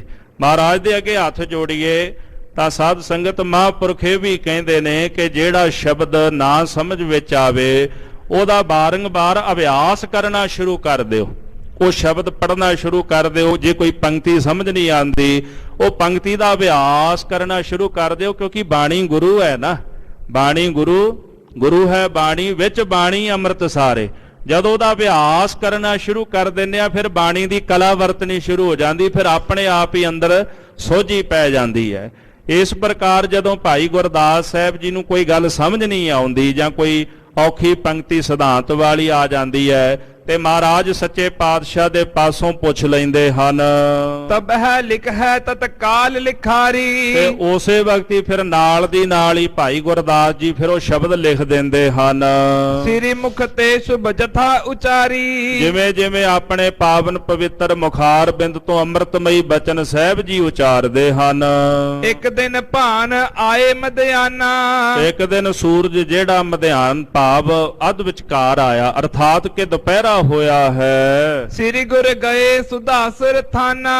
ਸਤਿਗੁਰੂ ਸੱਚੇ ਪਾਤਸ਼ਾਹ ਮਹਾਰਾਜ ਜੀ ਸੱਚਖੰਡ ਸ੍ਰੀ ਹਰਮੰਦਰ ਸਾਹਿਬ ਗਏ। ਦੇ ਦਰਸ਼ਨ ਬਹੁ ਉਮਰ ਆਏ। ਸੰਗਤਾਂ ਨੂੰ ਦਰਸ਼ਨ ਦਿਦਾਰ ਬਖਸ਼ਿਸ਼ ਕਰਕੇ ਜਦੋਂ ਮਹਾਰਾਜ ਜੀ ਮੁੜ ਕੇ ਵਾਪਸ ਆਏ ਹਨ। ਜਾਮ ਦਿਵਸ ਬੈਠੇ ਹਰਖਾਏ। ਤੇ ਜਦੋਂ ਸਾਧ ਸੰਗਤ ਜੀ ਦਿਨ ਦਾ ਇੱਕ ਪਹਿਰ ਰਹਿ ਗਿਆ ਮਹਾਰਾਜ ਜੀ ਬਿਰਾਜਮਾਨ ਹੋਏ ਹਨ। 52 ਅੱਖਰੀ ਕਰੀ ਬਨਾਵਨ। ਸਤਿਗੁਰਾਂ ਨੇ 52 ਅੱਖਰੀ ਜਿਹੜੀ ਬਾਣੀ ਰਾਗ ਗੌੜੀ ਦੇ ਵਿੱਚ ਉਹ ਉਚਾਰਨ ਕੀਤੀ ਹੈ। ਉਚਰਤ ਮੁਖ ਤੇ ਹੇਤ ਲਿਖਾਵਨ। ਬਾਣੀ ਲਿਖਾਣ ਵਾਸਤੇ ਮਹਾਰਾਜ ਆਪਣੇ ਮੁਖਾਰ ਬਿੰਦ ਵਿੱਚੋਂ ਉਚਾਰਦੇ ਹਨ। ਆਦ ਅੰਤ ਤਰ ਏਕ ਸ਼ਲੋਕ। ਇਸ ਬਾਣੀ ਦੇ ਆਦ ਤੇ ਅੰਤ ਦੇ ਵਿੱਚ ਇੱਕ ਸ਼ਲੋਕ ਮਹਾਰਾਜ ਨੇ ਰੱਖਿਆ ਹੈ। ਮਹਿਮਾ ਸਤਿਗੁਰ ਕੀ ਸੁਖ ਓਕ। ਜਿਸ ਸ਼ਲੋਕ ਦੇ ਅੰਦਰ ਸਤਿਗੁਰਾਂ ਦੀ ਮਹਿਮਾ ਮਹਾਰਾਜ ਨੇ ਉਚਾਰੀ ਹੈ। ਇਹ ਜਿਹੜੀ ਗੌੜੀ 52 ਅੱਖਰੀ ਬਾਣੀ ਹੈ, ਇੱਕ ਸਾਧ ਸੰਗਤ ਜੀ ਮਹਾਰਾਜ ਕੋਲ ਵਿਦਵਾਨ ਆਇਆ, ਸੰਸਕ੍ਰਿਤ ਦਾ ਵਿਦਵਾਨ ਸੀ। ਉਹ ਸੰਸਕ੍ਰਿਤ ਵਿੱਚ ਜਿਵੇਂ 52 ਅੱਖਰ ਹੁੰਦੇ ਨੇ ਉਹਨੂੰ 52 ਅੱਖਰੀ ਕਹਿ ਦਿੰਦੇ ਨੇ। ਤਾਂ ਇਸੇ ਪ੍ਰਕਾਰ ਆਪਾਂ ਗੁਰਮੁਖੀ ਵਿੱਚ 35 ਅੱਖਰੀ ਕਹਿ ਦਿੰਦੇ ਆ।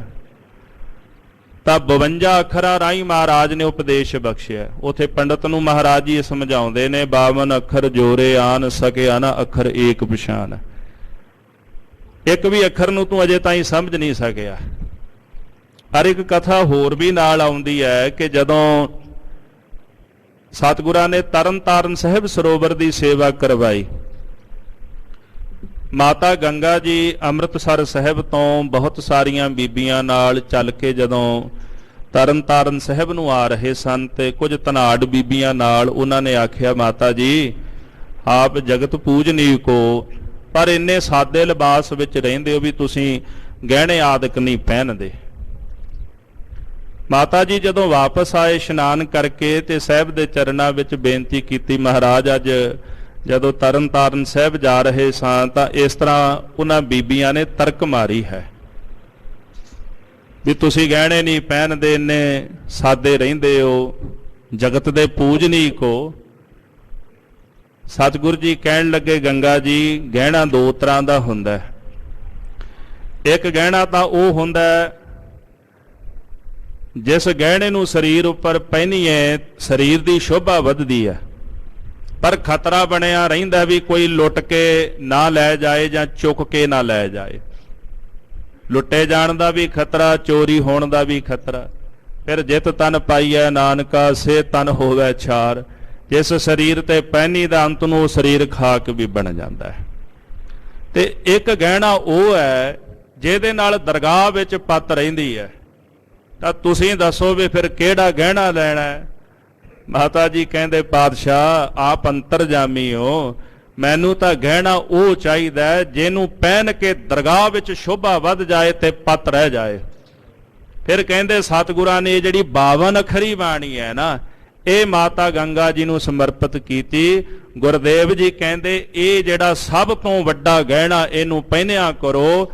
ਇਹਦਾ ਅਭਿਆਸ ਕਰਨ ਨਾਲ ਲੋਕ ਤੇ ਪਰਲੋਕ ਵਿੱਚ ਪੱਤ ਰਹਿ ਜਾਂਦੀ ਹੈ। ਇਹਨੂੰ ਪਹਿਨਣ ਨਾਲ ਸ਼ੋਭਾ ਵੱਧ ਜਾਂਦੀ, ਜਿਵੇਂ ਗਹਿਣੇ ਪਹਿਨਣ ਨਾਲ ਸ਼ੋਭਾ ਵੱਧਦੀ ਹੈ। ਇਸ ਪਾਵਨ ਬਾਣੀ ਦੇ ਮੁੱਢ ਦੇ ਵਿੱਚ ਗੁਰੂ ਦੀ ਮਹਿਮਾ ਵਿੱਚ ਮਹਾਰਾਜ ਨੇ ਜਿਹੜਾ ਸ਼ਲੋਕ ਉਚਾਰਿਆ ਹੈ, ਗੁਰਦੇਵ ਮਾਤਾ ਗੁਰਦੇਵ ਪਿਤਾ ਗੁਰਦੇਵ ਸੁਆਮੀ ਪਰਮੇਸ਼ਵਰਾ। ਆਰੰਭਤਾ ਇੱਥੋਂ ਹੁੰਦੀ ਹੈ ਜੀ ਬਾਣੀ ਦੀ। ਜਦੋਂ ਬਾਣੀ ਦੀ ਸਮਾਪਤੀ ਹੁੰਦੀ, ਸੰਪੂਰਨਤਾ ਹੁੰਦੀ ਹੈ, ਉੱਥੇ ਵੀ ਇਹ ਬਕਾਇਦਾ ਸ਼ਲੋਕ ਮਹਾਰਾਜ ਨੇ ਦਰਜ ਕੀਤਾ ਹੈ। ਜਿਵੇਂ ਗਹਿਣਾ ਆਪਾਂ ਡੱਬੇ 'ਚ ਰੱਖਦੇ ਆ ਨਾ, ਤੇ ਡੱਬਾ ਉੱਪਰੋਂ ਵੀ ਬੰਦ ਹੁੰਦਾ ਤੇ ਥੱਲੋਂ ਵੀ ਬੰਦ ਹੁੰਦਾ ਹੈ। ਮਹਾਰਾਜ ਨੇ ਇਸ ਪਾਵਨ ਪਵਿੱਤਰ ਬਾਣੀ ਅੰਦਰ ਪ੍ਰੇਮ ਰੂਪੀ ਲਾਲ, ਸ਼ੁਭ ਗੁਣਾ ਰੂਪੀ ਮੋਤੀ, ਨਾਮ ਰੂਪੀ ਹੀਰਾ ਇਹਦੇ ਵਿੱਚ ਜੜਿਆ ਹੈ। ਤਾਂ ਇਸ ਬਾਣੀ ਨੂੰ ਫਿਰ ਮਹਾਰਾਜ ਨੇ 2 ਢੱਕਣਾਂ ਨਾਲ ਡੱਬੇ ਦੀ ਨਿਆਈ ਬੰਦ ਕੀਤਾ, ਕੀਮਤੀ ਰਤਨ ਵਿੱਚ ਰੱਖ ਕੇ। ਉਹ ਹੈ ਸ਼ਲੋਕ ਗੁਰਦੇਵ ਮਾਤਾ ਗੁਰਦੇਵ ਪਿਤਾ ਗੁਰਦੇਵ ਸੁਆਮੀ ਪਰਮੇਸ਼ਵਰਾ। 52 ਅੱਖਰੀ ਦੇ ਆਰੰਭ ਵਿੱਚ ਵੀ ਦਰਜ ਹੈ ਜੀ, ਤੇ ਸਮਾਪਤੀ ਤੇ ਬਕਾਇਦਾ ਫਿਰ ਪੰਕਤੀ ਲਿਖੀ, ਇਹੋ ਸ਼ਲੋਕ ਆਦ ਅੰਤ ਪੜ੍ਹਨਾ, ਕਿ ਇਸ ਸ਼ਲੋਕ ਦਾ ਜਾਪ ਜਿਹੜਾ ਹੈ ਉਹ 52 ਅੱਖਰੀ ਦੇ ਆਦ ਵਿੱਚ ਵੀ ਕਰਨਾ ਹੈ ਤੇ ਸਮਾਪਤੀ ਵੇਲੇ ਵੀ ਕਰਨਾ ਹੈ। ਬਸ ਇੱਕ ਖਿਮਾ ਮੈਂ ਜ਼ਰੂਰ ਮੰਗ ਲਵਾਂ, ਇਹ ਸ਼ਲੋਕ ਸੁਖਮਣੀ ਸਾਹਿਬ ਦੇ ਨਾਲ ਨਹੀਂ ਦਰਜ ਹੈ। ਆਪਾਂ ਸੁਖਮਣੀ ਸਾਹਿਬ ਦੇ ਕਈ ਜਾਪ ਕਰਦੇ ਨੇ, ਆਰੰਭਤਾ ਤੋਂ ਪਹਿਲਾਂ ਇਹ ਸ਼ਲੋਕ ਪੜ੍ਹ ਲੈਂਦੇ ਨੇ, ਤੋਂ ਸਮਾਪਤੀ ਵੇਲੇ ਵੀ ਕਈ ਪੜ੍ਹ ਲੈਂਦੇ, ਕਹਿੰਦੇ ਜੀ ਲਿਖਿਆ ਹੋਇਆ ਵੀ ਇਹੋ ਸ਼ਲੋਕ ਆਦੰਤ ਪੜ੍ਹਨਾ, ਪਰ ਉਹ ਸਰਲੇਖ ਜਿਹੜਾ ਮਹਾਰਾਜ ਨੇ ਜਿਹੜਾ ਨੋਟ ਲਿਖਿਆ ਹੈ ਉਹ ਪਾਵਨ 52 ਅੱਖਰੀ ਦੀ ਬਾਣੀ ਲਈ ਲਿਖਿਆ ਹੈ। ਇਸ ਕਰਕੇ ਆਪਾਂ ਉਂਝ ਬਾਣੀ ਜਿਵੇਂ ਮਰਜ਼ੀ ਪੜ੍ਹੋ, ਜਿਹੜਾ ਮਰਜ਼ੀ ਅਭਿਆਸ ਕਰੋ, ਜਿਹੜੇ ਮਰਜ਼ੀ ਸ਼ਬਦ ਨੂੰ ਪੜ੍ਹੋ, ਪਰ ਜਿਸ ਤਰਤੀਬ ਨਾਲ ਬਾਣੀ ਮਹਾਰਾਜ ਨੇ ਲਿਖੀ ਆਪਾਂ ਉਸ ਤਰਤੀਬ ਨਾਲ ਹੀ ਬਾਣੀ ਪੜ੍ਹਨੀ ਹੈ। ਜੇ ਇਹ ਸ਼ਲੋਕ ਦਰਜ ਕੀਤਾ ਗਿਆ 52 ਅੱਖਰੀ ਨਾਲ, ਆਪਾਂ 52 ਅੱਖਰੀ ਨਾਲ ਹੀ ਪੜ੍ਹਨਾ ਹੈ। ਤਾਂ ਸਤਿਗੁਰੂ ਸੱਚੇ ਪਾਤਸ਼ਾਹ ਮਹਾਰਾਜ ਗਰੀਬ ਨਵਾਜ ਨੇ ਇਹ ਪਾਵਨ ਸ਼ਲੋਕ ਜਿਹੜਾ ਉਚਾਰਨ ਕੀਤਾ ਹੈ, ਤਾਂ ਇਹ ਕਹਿੰਦੇ ਸ਼ਲੋਕ ਮਹਾਰਾਜ ਸੱਚੇ ਪਾਤਸ਼ਾਹ ਜੀ ਦਾ ਲਿਖ ਪੜ੍ਹ ਕੇ ਪ੍ਰਸੰਨ ਭਾ ਭਾਈ। ਜਦੋਂ ਭਾਈ ਗੁਰਦਾਸ ਜੀ ਨੇ ਕਹਿੰਦੇ ਲਿਖਿਆ, ਫਿਰ ਪੜ੍ਹਿਆ ਤੇ ਬੜੇ ਪ੍ਰਸੰਨ ਹੋਏ। ਲਿਖ ਪਠ ਕੇ ਪ੍ਰਸੰਨ ਪਾ ਭਾਈ। ਜਿਸ ਸ਼ਲੋਕ ਵਿੱਚ ਸਤਿਗੁਰਾਂ ਦੀ ਮਹਿਮਾ ਸੀ ਉਹਨੂੰ ਪੜ੍ਹ ਕੇ ਉਹ ਬੜੇ ਪ੍ਰਸੰਨ ਹੋਏ। ਕਹਿਣ ਲਗਿਓ ਬਹੁ ਰੁਚਰ ਬਣਾਈ। ਭਾਈ ਗੁਰਦਾਸ ਜੀ ਕਹਿੰਦੇ ਮਹਾਰਾਜ ਬੜੀ ਸੁੰਦਰ ਬਾਣੀ ਆਪ ਜੀ ਨੇ ਉਚਾਰਨ ਕੀਤੀ ਹੈ। ਸੁੰਦਰ ਪਾਠ ਅਰਥ ਜਹ ਰਾਖਾ। ਪਾਠ ਵੀ ਬੜਾ ਸੁੰਦਰ ਹੈ ਤੇ ਇਹਦੇ ਵਿੱਚ ਅਰਥ ਵੀ ਬੜੇ ਸੁੰਦਰ ਰੱਖੇ ਹਨ। ਸੁਨ ਸ੍ਰੀ ਅਰਜਨ ਪੁਨ ਬਚ ਭਾਖਾ।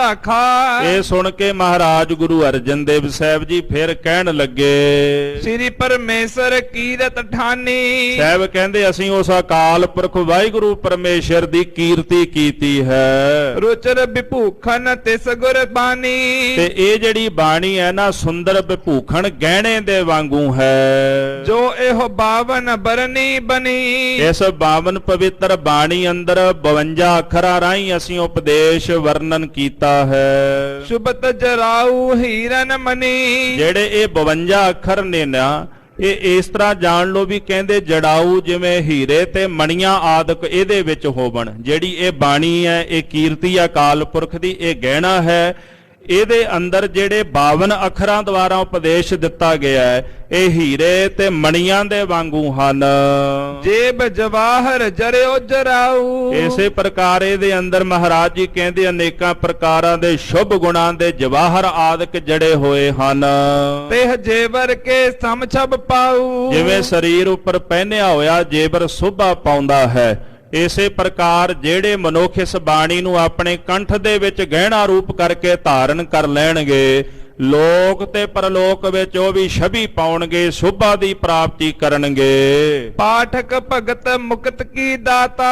ਜਿਹੜਾ ਪਾਠਕ ਹੈ ਅਰਥਾਤ ਇਸ ਪਾਵਨ ਬਾਣੀ ਨੂੰ ਪੜ੍ਹਨ ਵਾਲਾ ਹੈ, ਉਹਦੇ ਵਾਸਤੇ ਇਹ ਬਾਣੀ ਭਗਤੀ ਦੀ ਤੇ ਉਥੇ ਨਾਲ ਮੁਕਤੀ ਦੀ ਦਾਤੀ ਹੈ। ਸੰਸਾਰ ਦੇ ਪਦਾਰਥ ਵੀ ਇਹਦੇ ਵਿੱਚੋਂ ਪ੍ਰਾਪਤ ਹੁੰਦੇ ਨੇ ਤੇ ਮੁਕਤੀ ਵੀ ਪਦਾਰਥ ਜਿਹੜਾ ਉਹ ਪ੍ਰਾਪਤ ਹੁੰਦਾ ਹੈ। ਹਲਤ ਪਲਤ ਸੁਖ ਜਿਨ ਰਸ ਜਾਤਾ।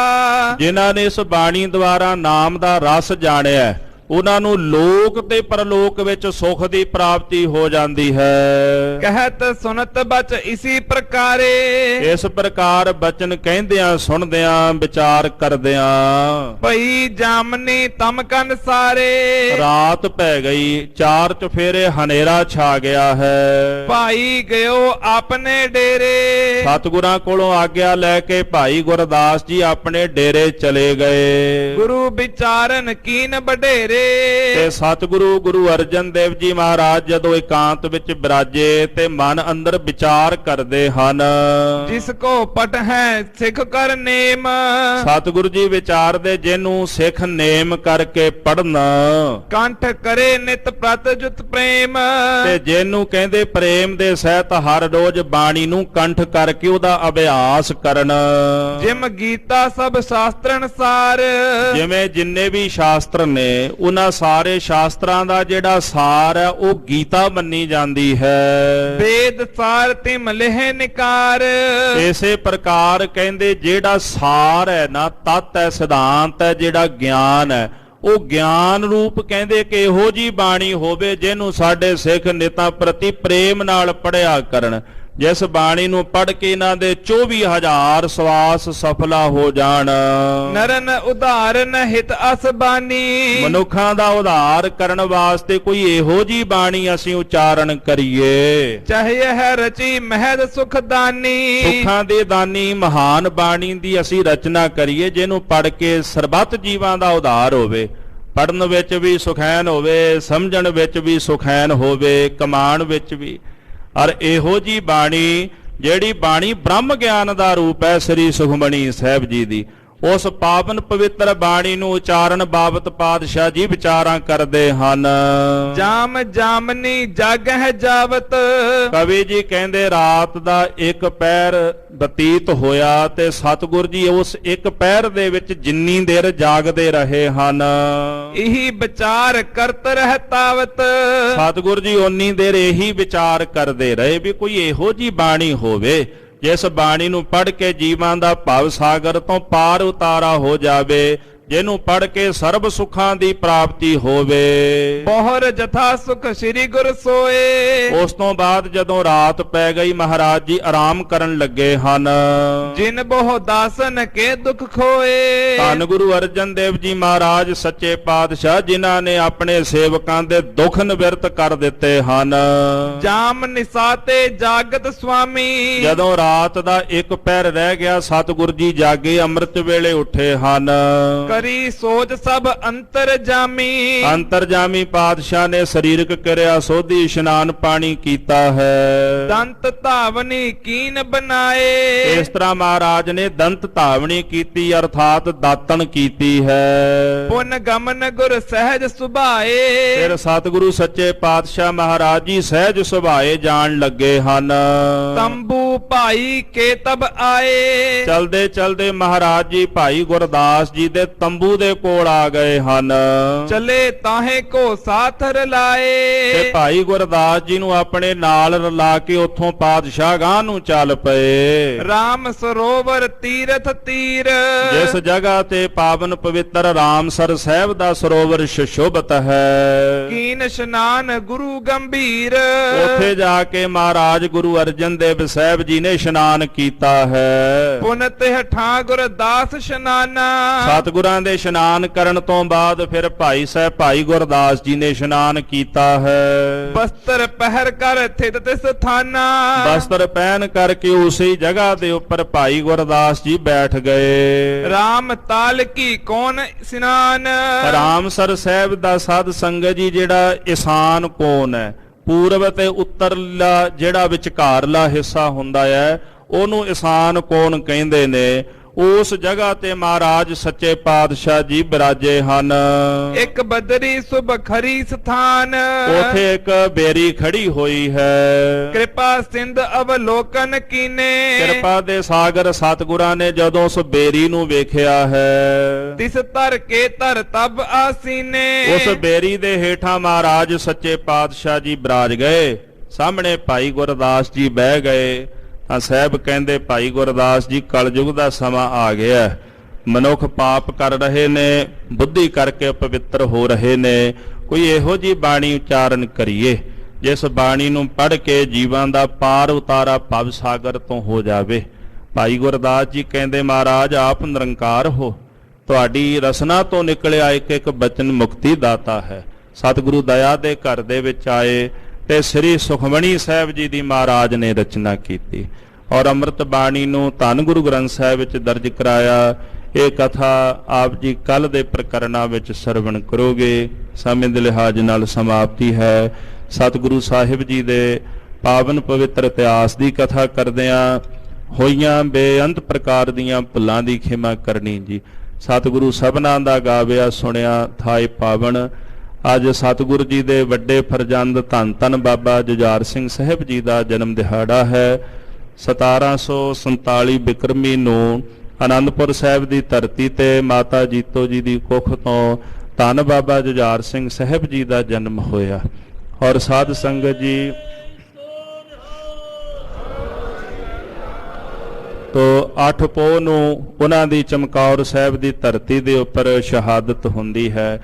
ਅੰਮ੍ਰਿਤ ਵੇਲੇ ਵੀ ਦਾਸ ਨੇ ਅਰਜ਼ ਕੀਤੀ ਸੀ, ਜਦੋਂ ਬਾਬਾ ਅਜੀਤ ਸਿੰਘ ਸਾਹਿਬ ਜੀ ਜੰਗ ਦੇ ਵਿੱਚ ਸ਼ਹੀਦ ਹੋਏ, ਬਾਬਾ ਜੁਝਾਰ ਸਿੰਘ ਜੀ ਕਹਿੰਦੇ, ਪਿਤਾ ਜੀ ਮੈਨੂੰ ਵੀ ਆਗਿਆ ਦਿਓ।